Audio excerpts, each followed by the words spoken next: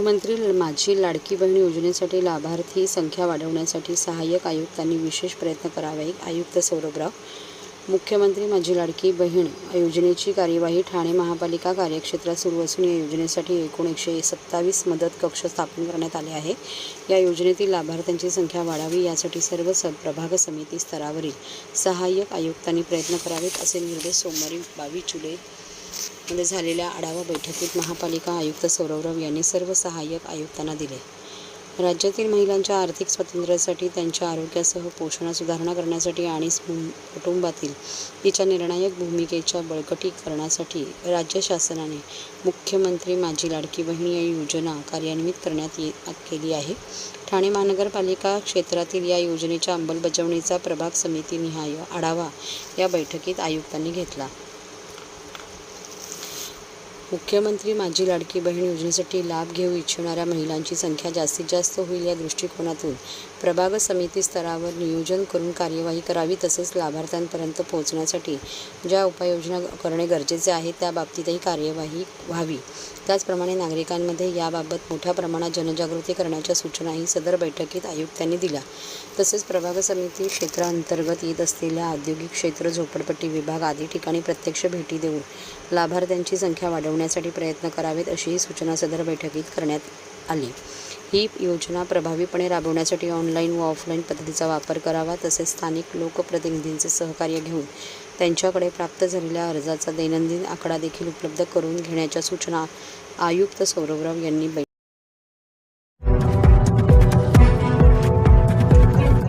महाराष्ट्रातील भगिनींना आधार देणारी राज्य शासनाची मुख्यमंत्री माझी लाडकी बहीण योजना. या योजनेअंतर्गत अल्प उत्पन्न गटातील 21 ते 65 वयोगटाच्या भगिनींना मिळणार दरमहा 1500 रुपयांची मदत. अर्ज करण्यासाठी 31 ऑगस्ट 2024 पर्यंत मुदतवाढ. कुटुंबाचं वार्षिक उत्पन्न 2.5 लाख रुपयांपेक्षा कमी असलेल्या महिला पात्र. कुटुंबाकडे पिवळं किंवा केशरी रेशन कार्ड असल्यास उत्पन्नाचा दाखला आवश्यक नाही.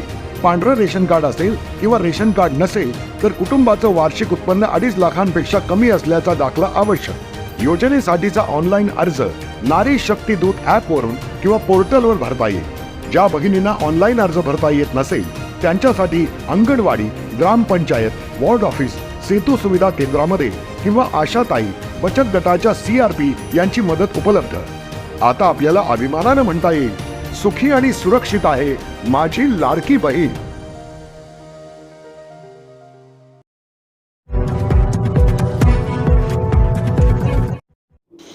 सार्वजनिक बांधकाम मंत्री दादाजी भुसे यांनी मुंबई महामार्गावरील प्रलंबित कामे तातडीने पूर्ण करण्याचे दिले निर्देश. शासन आणि प्रशासन हे जनतेसाठी काम करत असते. जनतेला कोणत्याही प्रकारचा त्रास होणार नाही यासाठी सर्वांनी प्रयत्नशील असणे आवश्यक आहे. मुंबई महामार्गावरील प्रलंबित कामे तातडीने पूर्ण करावीत, असे निर्देश सार्वजनिक बांधकाम मंत्री दादाजी भुसे यांनी आज येथे केले. मुंबई महामार्गाच्या सुरू असलेल्या कामाचा सविस्तर आढावा सार्वजनिक बांधकाम मंत्री दादाजी भुसे यांनी आज सकाळी जिल्हाधिकारी कार्यालयातील समिती सभागृहात घेतला. यावेळी ते बोलत होते. यावेळी जिल्हाधिकारी अशोक शिंगारे, MSRDCचे व्यवस्थापकीय संचालक तथा उपाध्यक्ष श्री अनिल गायकवाड, पोलीस अधीक्षक डॉक्टर D. स्वामी, वाहतूक उपायुक्त डॉक्टर विनयकुमार राठोड, महामार्ग सुरक्षा पोलीस अधीक्षक डॉक्टर मोहन दहिकर, पोलीस उपायुक्त SV शिंदे, रस्ते वाहतूक आणि महामार्ग मुख्य अभियंता तथा प्रादेशिक अधिकारी अंशुमली श्रीवास्तव, MMRDA मुख्य अभियंता SK सुरवसे, अधीक्षक अभियंता रमेश किस्ते, भारतीय राजमार्ग प्राधिकरण प्रकल्प संचालक BS साळुंके, सार्वजनिक बांधकाम विभागाचे अधीक्षक अभियंता SA तांबे, कार्यकारी अभियंता सुनील पाटील, प्रादेशिक परिवहन अधिकारी हेमांगिनी पाटील, जिल्हा शल्य चिकित्सक डॉक्टर कैलास पवार, अवर सचिव दीपाली घोरपडे यांच्यासह इतर अधिकारी उपस्थित होते. माननीय मुख्यमंत्री महोदय एकनाथजी शिंदे साहेबांच्या आदेशानुसार नाशिक पासून तर ठाणेपर्यंत जो रस्त्यांवर पडलेले खड्डे आणि त्याच्यामुळे होणारी ट्रॅफिक जाम या संदर्भामध्ये आज ठाणे जिल्हाधिकारी कार्यालयामध्ये बैठक संपन्न झाली. या बैठकीला MSRDCचे सर्व अधिकारी, त्याच्यासोबतच नॅशनल हायवेचे सर्व अधिकारी, PWD बांधकाम विभागाचे अधिकारी, पोलीस प्रशासन, RTO, ट्रॅफिक आणि इतरही सर्व संबंधित अधिकारी या बैठकीला उपस्थित होते. या बैठकीमध्ये प्रामुख्याने जर आपण विचार केला तर MSRDCचा जो भाग आहे वडपेपासून तर ठाणेपर्यंत 23 किलोमीटर आणि नाशिकपासून तर वडपेपर्यंत नॅशनल हायवे 97 किलोमीटर, या दोन्ही रस्त्यांच्या संदर्भामध्ये सविस्तर चर्चा त्या ठिकाणी संपन्न झाली. रस्त्यावर पडलेले जे काही खड्डे आहेत ते तातडीने बुजवणे, परत खड्डे निर्माण होणार नाहीत याची काळजी त्या ठिकाणी घेणे, जी काही पुलांची कामं चालू आहेत ती पुलांची कामं लवकरात लवकर कशी मार्गी लावता येतील त्या दृष्टिकोनातून कामकाज करणं आणि त्यातल्या त्यात प्रामुख्याने आसनगाव जवळचं जे काही रेल्वे पुलाचं काम प्रगतीपथावर आहे ते काम पूर्ण होण्याच्यासाठी आणखी साधारणतः 3 महिन्याचा कालावधी लागणार आहे. परंतु तोपर्यंत अस्तित्वातला जो काही पूल आहे तो पूल लवकरात लवकर दुरुस्ती करून त्याच्यासाठी पोलीस प्रशासनाचं ट्रॅफिक कंट्रोलच्या संदर्भातलं नियोजन करून त्या ठिकाणी तो दुरुस्त करण्याचा निर्णय झाला. जिंदाल कंपनीजवळचा जो काही रस्त्याचं फ्लायओव्हरचं काम चालू आहे त्या संदर्भातली चर्चा झाली. परिवार गार्डन जवळच्या पुलाच्या संदर्भातली चर्चा झाली आणि इगतपुरी जवळ पण जो काही समृद्धी महामार्गाकडे जाणारा जो काही रस्ता आहे, तर नॅशनल हायवेचे जे काही हे 4-5 पॉइंट्स आहेत या सर्व मुद्द्यांवर सविस्तर चर्चा.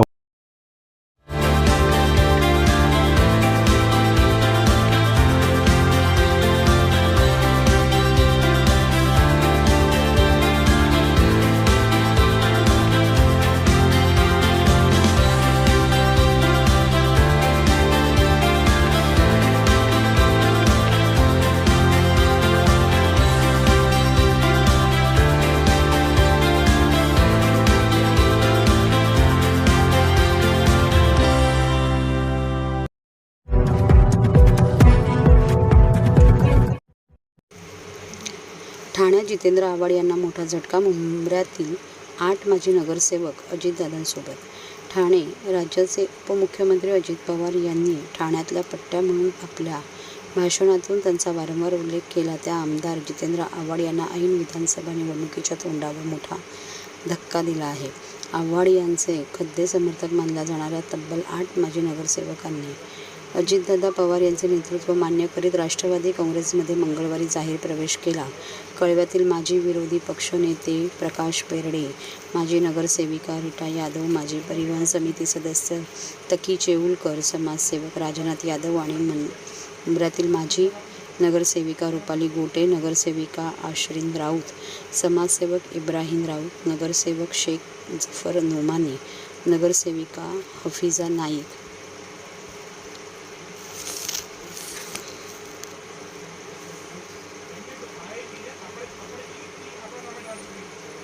अजीज समाजसेवक हसीना अब्दुल, समाजसेवक शेख मुमताज शाह, महफूज शेख, सय्यद शमवील यांनी आपल्या हातात पुन्हा घड्याळ बांधले. उपमुख्यमंत्री अजित पवार यांच्या प्रमुख उपस्थितीत मुंबईतील देवगिरी निवासस्थानी प्रवेशाचा कार्यक्रम पार पडला. यावेळी प्रदेश प्रवक्ते तथा ठाणे जिल्हाध्यक्ष आनंद परांजपे, प्रदेश सरचिटणीस तथा अल्पसंख्याक निरीक्षक नजीम मुल्ला उपस्थित होते.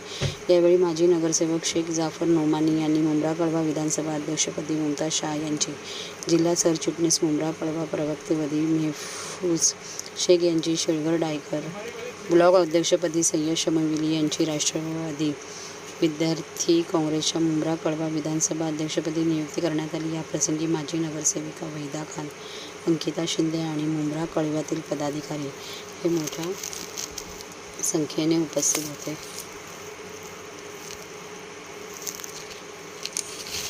नुकताच अजित पवार यांच्या पुढाकाराने कळवा मुंब्रा मतदारसंघातील सुमारे 50 कोटींचा निधी राज्य सरकारकडून जाहीर करण्यात आला होता. या निधीवरून जितेंद्र आव्हाड यांनी विधानसभेमध्ये संताप व्यक्त केला होता. त्यातच राष्ट्रवादी काँग्रेस पार्टी अजित पवार गटाच्या कार्यालयाचे उद्घाटन सोमवारी अजितदादांच्या वाढदिवसानिमित्त करण्यात आले होते.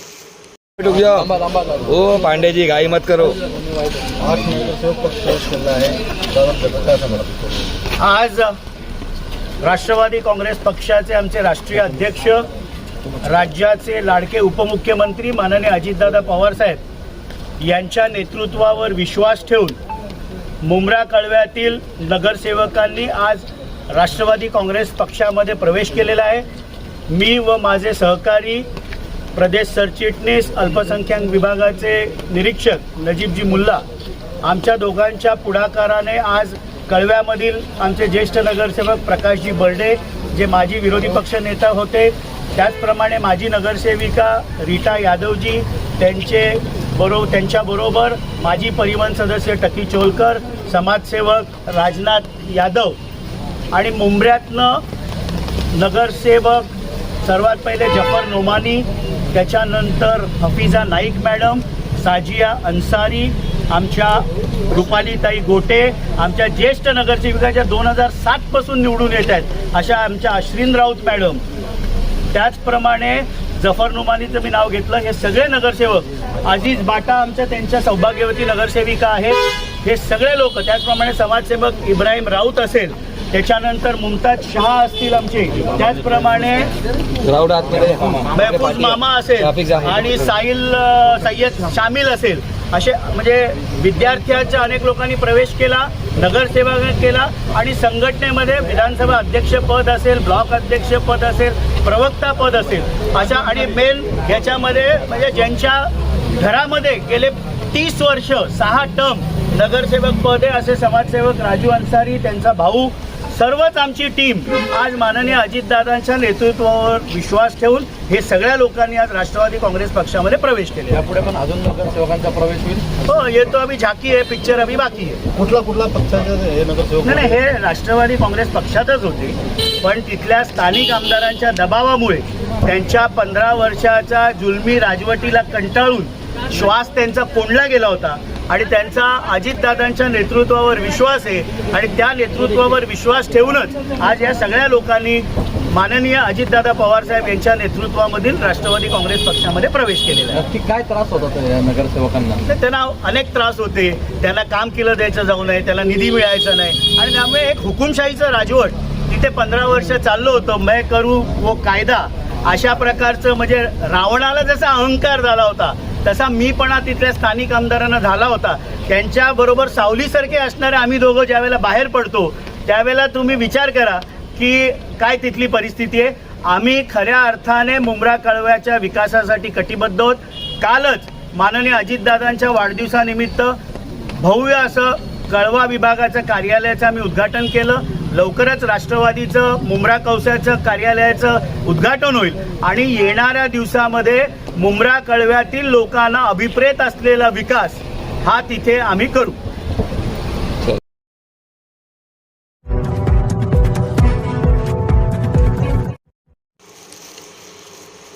रेल्वे स्थानक परिसरात रिक्षा चालकांची बेशिस्त वाढली असून भाडे नाकारणे, भाड्यासाठी वेड्यावाकड्या पद्धतीने रिक्षा उभ्या करून रस्ता अडवणे, प्रवाशांबरोबर उद्धट बोलणे आदी विविध प्रकारांमुळे प्रवासी त्रस्त आहेत.